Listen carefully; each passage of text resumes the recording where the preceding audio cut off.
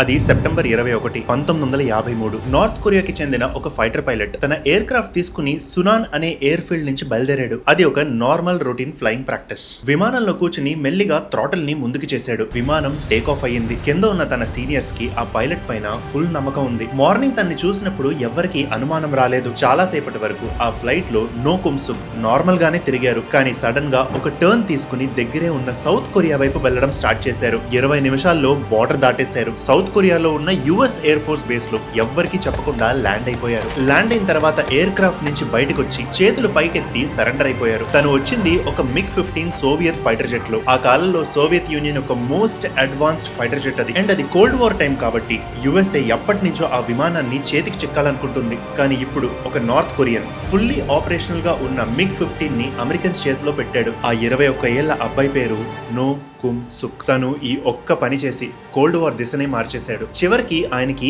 ఏమైంది, యుఎస్ఏకి ఈ fighter jets వల్ల ఎలాంటి అడ్వాంటేజెస్ వచ్చాయి, పదండి ఈ వీడియోలో ఫుల్ కథను తెలుసుకుందాం. కథని మొదటి నుంచి స్టార్ట్ చేద్దాం.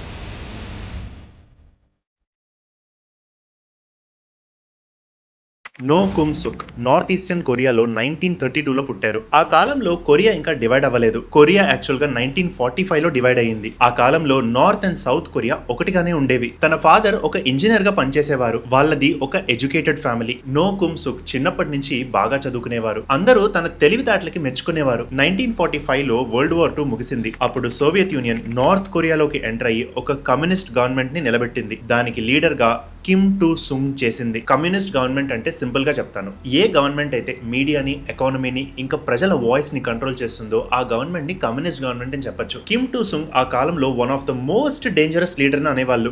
నో కుమ్సుక్ ఆ టైంలో ఇంకా చిన్నపిల్లాడే. స్కూల్లో ఆ కొత్త లీడర్ వచ్చిన వెంటనే వాడి ఫోటోస్ తో నింపేశారు. స్కూల్లో వాళ్ళకి పొలిటికల్ క్లాసెస్ అయ్యేవి. ఆ గవర్నమెంట్ స్కూల్లో ఏం చెప్పిస్తున్నారు, పిల్లలు ఏం మాట్లాడుకుంటున్నారు, అందరూ ఆ గవర్నమెంట్ గురించి ఏమనుకుంటున్నారు, ప్రతిదీ ఆ కొత్తగా వచ్చిన గవర్నమెంట్ గమనించేది. వాళ్ళ మదర్ ఒక క్రిస్టియన్. గవర్నమెంట్ పద్ధతులకి అండ్ ఇంకా వాళ్ళ క్రిస్టియన్ పద్ధతులకి అస్సలు మ్యాచ్ అయ్యేవి కావు. నో కుమ్సుక్ చిన్నప్పటి నుంచే ఆ గవర్నమెంట్ ని ద్వేషించడం స్టార్ట్ చేశారు. కానీ తెలిసిందే కదా, నార్త్ కొరియన్ గవర్నమెంట్ పై ఎదురు తిరిగితే ఇంకా చావే మిగులుతుంది. చావు ఉట్టి తనకే కాకుండా తన ఫ్యామిలీ మొత్తానికి వస్తుంది. ఇదంతా చూసి తను ఒక నిర్ణయానికి వచ్చాడు. ఆయన నటించేద్దామని ఫిక్స్ అయ్యారు. నెక్స్ట్ 10 ఏళ్లు ప్రతి పొలిటికల్ ర్యాలీకి వెళ్లేవారు. కిమ్ టు సుంగ్ స్పీచ్ ఇస్తే తప్పట్లు కొట్టేవారు. నార్త్ కొరియన్ స్లోగన్స్ చదివేవారు. కానీ ఇదంతా పైపైనే. లోపల లోపల ఎప్పుడు పారిపోదామని ప్లాన్ చేసేవారు.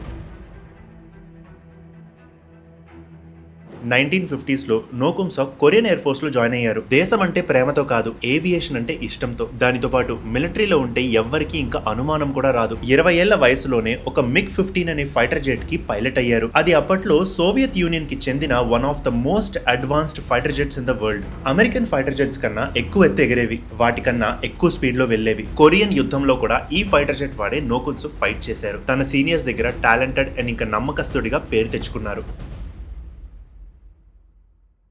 27th జూలై 1953న కొరియన్ వార్ ముగిసింది. నార్త్ కొరియా ఇంకా సౌత్ కొరియా ఒక సీజ్ ఫైర్ అగ్రిమెంట్ కి వచ్చారు. కానీ ఫార్మల్ గా ఏం పీస్ ట్రీటీ సైన్ అవ్వలేదు. North and south Korea border లో భారీ మిలిటరీ సెక్యూరిటీని పెట్టారు. సామాన్య ప్రజలకి రిస్ట్రిక్షన్స్ ఎక్కువైపోయాయి. ఈ సీజ్ ఫైర్ అయిన వెంటనే నో కుమ్సుక్ కి మాత్రం ఒక విషయం బాగా అర్థమైపోయింది. సామాన్యంగా యుద్ధం అయిపోయిన తర్వాత మిలిటరీ వాళ్ళు రిలాక్స్ అవుతారు, ఎక్కువ అలర్ట్ గా ఉండరు, అందరినీ రెస్ట్ తీసుకోమని ప్రశాంతంగా వదిలేస్తారు. ఈ అవకాశాన్ని వాడేదే తన ప్లాన్. ఈ అవకాశం ఎక్కువ రోజులు ఉండదని నో కుమ్సుక్ క్లియర్ గా తెలుసు. సో 2 నెలల తర్వాత 21 సెప్టెంబర్ 1953న ఎస్కేప్ అవుదామని ప్లాన్ చేశారు. ఈ ప్లాన్ గురించి పేపర్ మీద ఎక్కడా రాయలేదు, ఎవ్వరికీ చెప్పలేదు, తన ప్రాణ స్నేహితుడు కూడా చెప్పలేదు.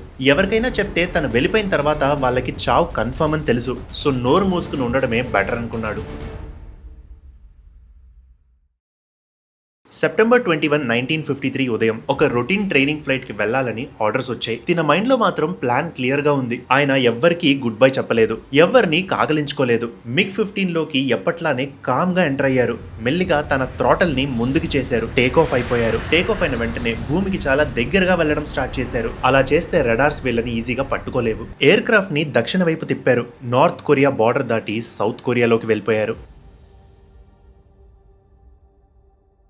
కింపో air base, Seoul, South Korea. అక్కడ కొరియన్ ఎయిర్ ఫోర్స్ తో పాటు యుఎస్ ఎయిర్ ఫోర్స్ కూడా ఉంది. అది సౌత్ కొరియాలో one of the most important military bases. ఒక తెలియని విమానం వస్తుంది అని తెలిసిన వెంటనే అమెరికన్స్ అందరూ అలర్ట్ అయ్యారు. వాళ్ళ F-86 సాబ్రే ఫైటర్ జెట్స్ ని వెంటనే లాంచ్ చేశారు. ఆ వచ్చే విమానాన్ని ఇంటర్సెప్ట్ చేయడమే వీళ్ళ ప్లాన్. ఎయిర్ క్రాఫ్ట్ వస్తే పేల్చేద్దామని ఎయిర్ బేస్ లో యాంటీ ఎయిర్ క్రాఫ్ట్ గన్స్ ని కూడా రెడీగా పెట్టారు. ఇది ఒక సర్ప్రైజ్ నార్త్ కొరియన్ అటాక్ అనుకున్నారు.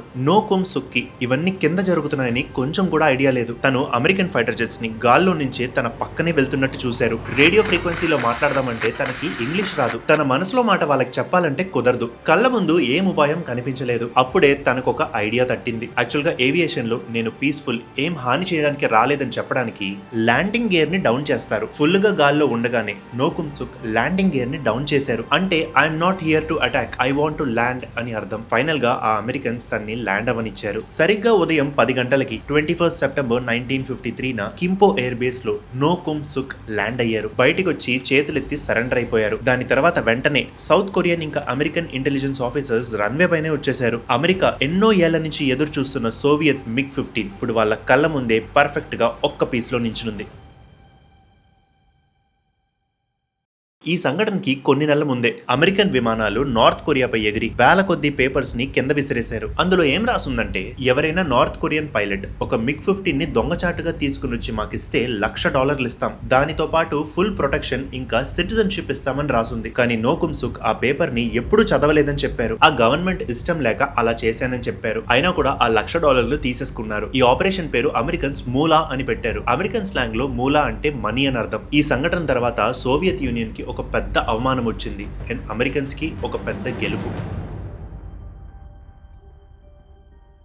అమెరికన్స్ ఆ MiG-15 ని జపాన్ లో ఉండే ఒకినావాకి తీసుకెళ్లారు. అక్కడ యుఎస్ మిలిటరీ బేస్ లో పెట్టారు. ఒక ఫేమస్ అమెరికన్ టెస్ట్ పైలట్ పేరు బ్రిగేడియర్ జనరల్ చార్ల్స్ చక్ యెగర్ ని ఆ విమానం ని టెస్ట్ చేయమన్నారు. ఆయన కింద మీద పడి డిఫరెంట్ ఆల్టిట్యూడ్స్, డిఫరెంట్ స్పీడ్స్ లో ఆ విమానం ని టెస్ట్ చేశారు. మొత్తం డీటెయిల్స్ కనుక్కున్నారు. వాళ్ళు ఏం ఫైండ్ అవుట్ చేశారంటే, ఆ MiG-15 హై ఆల్టిట్యూడ్స్ ఈజీగా ఎక్కేస్తుంది. వెపన్ ఫైరింగ్ సిస్టమ్స్ ఎక్సలెంట్ గా కనిపించాయి. కానీ ప్రాబ్లం ఎక్కడొచ్చిందంటే, ఆ విమానం హై స్పీడ్స్ లో వెళ్లేటప్పుడు కంట్రోల్స్ వీక్ అయిపోయేవి. ప్లేన్ ని తిప్పడానికి ఎక్కువ బలం కావాల్సి వచ్చేది. స్లో స్పీడ్స్ లో ఆ విమానం ని కంట్రోల్ చేయలేకపోయేవారు. ఆ MiG-15 ఒక ఎగ్జాక్ట్ వీక్నెసెస్ వాళ్ళకి తెలిసిపోయాయి. ఈ ఫైండింగ్స్ వాళ్ళ ఫ్యూచర్ ఫైటర్ డిజైన్స్ లో చాలా హెల్ప్ అయ్యాయి. కోల్డ్ వార్ లో వాళ్ళకు ఒక పెద్ద అడ్వాంటేజ్ వచ్చింది. నో కుమ్ సుక్ ని వాళ్ళు ఫుల్ గా ఇంట్రాగేట్ చేసి డీటెయిల్స్ అన్ని బయటికి లాగారు. ఇంటర్వ్యూస్ పైన ఇంటర్వ్యూలు చేశారు. నార్త్ కొరియా ఎలా ఉంటుంది, అక్కడ లైఫ్ ఎలా ఉంటుంది, వాళ్ళ సీక్రెట్స్ ఏంటి, తెలిసినంత వరకు నో కుమ్ సుక్ మొత్తం చెప్పేశారు. సోవియట్ యూనియన్ ఏవియేషన్ డీటెయిల్స్ కూడా క్లియర్ గా ఎక్స్ప్లెయిన్ చేశారు. యునైటెడ్ స్టేట్స్ ఆఫ్ అమెరికా ఇంకా ఆయనకి అసైలం ఇచ్చింది. యూనివర్సిటీ ఆఫ్ డెలవేర్ లో ఇంజనీరింగ్ చేశారు. అది ఫుల్ స్కాలర్షిప్ తో సహా. ఒక మంచి విద్యార్థి అని నిరూపించుకున్నారు. ప్రతి రాత్రి తనకి ఒకే ఆలోచన, వాళ్ళ క్లోజ్ ఫ్రెండ్స్ కి ఏమై ఉంటుంది, తన ఫ్యామిలీకి ఏమై ఉంటుందని. ఈ ఆలోచన ఆయన్ని కుమిలిపోయేలా చేసేవి. నో కుమ్ సుక్ పారిపోయే 2 ఏళ్ల ముందే వాళ్ళ మదర్ కూడా పారిపోయారు. అండ్ చివరికి 1957 లో వాళ్ళిద్దరూ యుఎస్ఏ లో కలుసుకున్నారు. వాళ్ళ ఫాదర్ ఏమో కొరియన్ వార్ లో చనిపోయారు. యుఎస్ఏకి వెళ్లిన తర్వాత నో కుమ్ సుక్ తన పేరుని మార్చుకున్నారు. కెనెత్ రోవే అనే అమెరికన్ పేరు పెట్టుకున్నారు. పెళ్లి చేసుకున్నారు. పిల్లల్ని కన్నారు. అమెరికన్ ఏరోస్పేస్ ఇండస్ట్రీలో పనిచేశారు. 40 ఏళ్ల పాటు ఈ విషయం చుట్టుపక్కల వాళ్ళకి తెలియకుండా బ్రతికారు. కానీ చివరికి 1996 లో MiG-15 టు ఫ్రీడమ్ అనే పుస్తకం పబ్లిష్ చేసి తన మౌనానికి ఒక ఫుల్ స్టాప్ పెట్టారు. ఆ బుక్ లో తన అనుభవాలన్నీ క్లియర్ గా వివరించారు. 10th ఏప్రిల్ 2022న 90 ఏళ్ల వయసులో యుఎస్ఏ లో కన్నుమూశారు. ఆయన నడిపిన MiG-15 ఈ రోజు కూడా ఉంది. National museum of United states air force లో దాన్ని పెట్టారు. అది డే 10 ఒహాయోలో ఉంది. మీలో ఎవరైనా ఒహాయోలో నుంచి ఈ వీడియోని చూస్తే తప్పకుండా ఆ మ్యూజియం ని విజిట్ చేసి చూడండి. ఈ మొత్తం వీడియోలో మనం నేర్చుకోవాల్సిన విషయం ఏంటి అంటే ఒకటే, ధైర్యం. నో కుమ్ సుక్ కి ఉన్న ధైర్యం. ఆ సౌత్ కొరియా వైపు ఏముంటుందో తెలియదు, ఎవరుంటారో తెలియదు.